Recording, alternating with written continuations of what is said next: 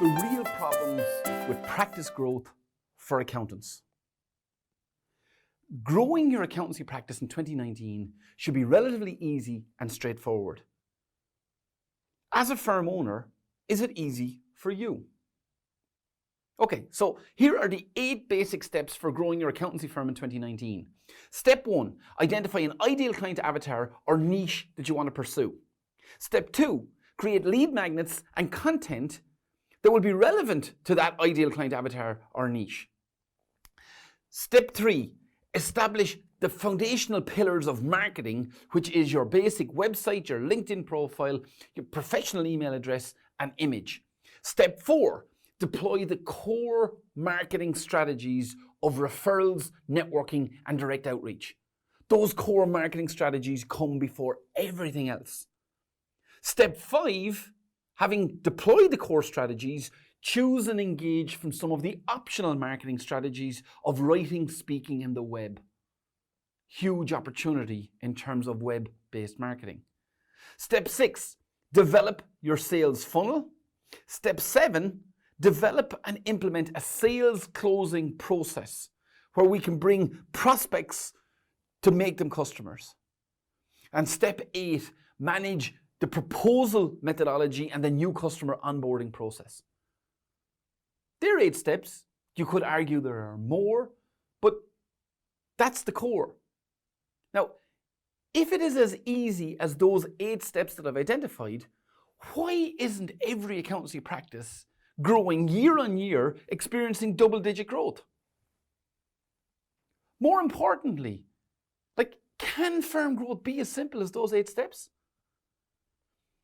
Growing your accountancy business can be that simple, but here are some of the reasons why simple firm growth doesn't just happen like that in the real world. The first thing I want to talk about is strategy. Strategy. To successfully grow an accountancy firm, there has to be a clear pathway mapped out to the future desired outcome. If you're going to grow, what do you want the future to look like? There's no point in growing just for the sake of growing. There's no point in growing in the wrong direction that doesn't give you what you want. You see, because practically, if we had a smaller business that was easier to manage and met our financial needs, we wouldn't really need to grow at all. So before we grow strategically. And you see, accountants often say to me, accountancy would be great if we didn't have so many problems with our clients, the team, and the fact there's so much to do. We need to build relationships with customers who are ideal customers that we as accountants can do our best work for while generating a profit for ourselves and building an outstanding business for them at the same time. If you're going to grow your firm, plan strategically for the vision of the future that you really, really want. The clearer the vision, the easier the growth. The underlying growth strategy for all accountancy firm owners is surely to move from being self-employed to being a business owner.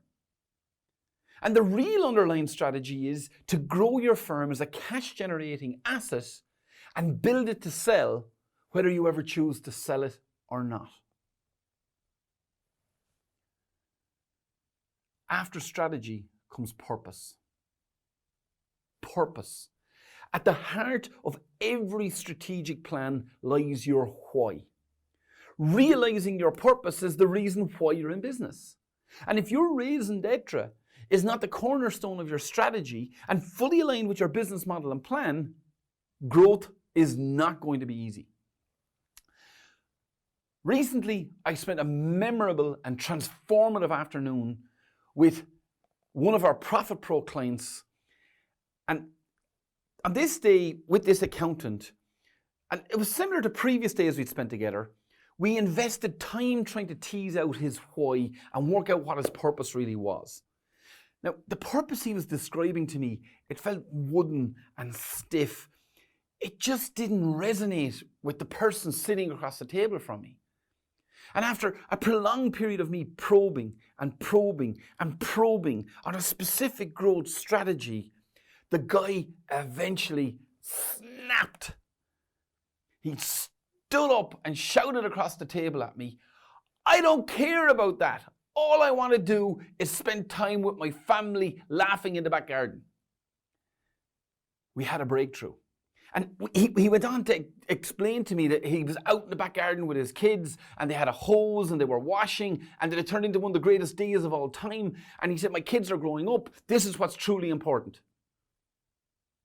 So when we had the breakthrough, we tore up our previous plans and we set out a strategy for growth that aligned to his purpose. Not just growth for growth's sake, on purpose growth. Passion. Accountants are often the butt of jokes. You know, accountants not being known as fun people. Accountants and their personality or lack of personality.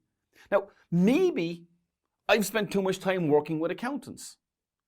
You know, I'm an accountant myself, and over the last 23 years, I've spent most of my life with accountants. But I find accountants to be engaged, passionate people. They're engaged and passionate about helping their clients, about solving problems, about getting results.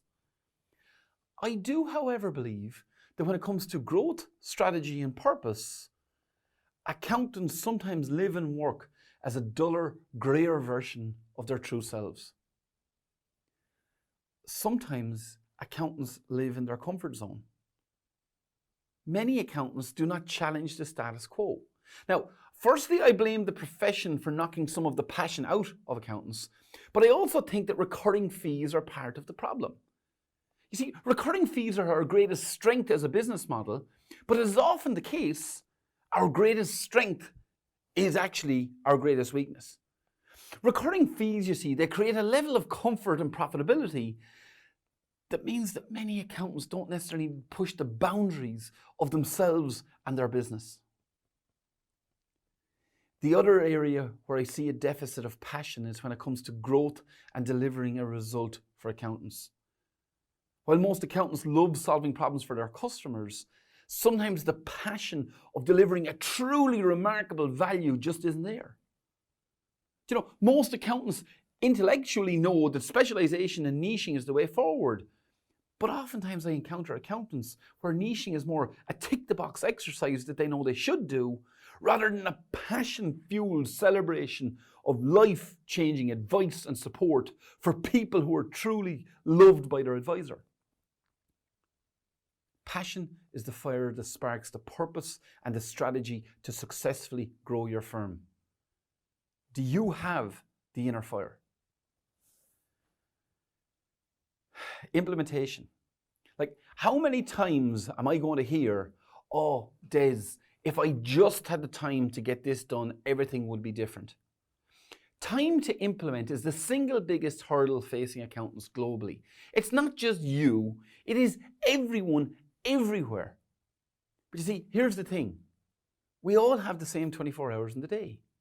How do some people seem to get twice as much done as others? How do some people get 10 times as much done as others?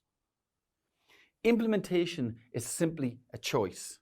And the choice is this: to do or not to do. You choose every day what you do. You choose every day what you do not do. It is a binary choice. You can either say yes to progress, or you can say no to progress and growth. Now, sometimes people don't like when I present it as bluntly as this, but your choices in the past have led you to where you are today, and your choices in the present and the future will dictate where you end up. Now, growing your business requires a strategy that brings you to where you truly want to be. This strategy can only be implemented by harnessing your inner fire and passion, and your strategy will be implemented by tapping into the energy of your purpose. If you get this right, the how and what of business growth, which so many people spend so much time on, becomes irrelevant because you will have tapped into your inner why.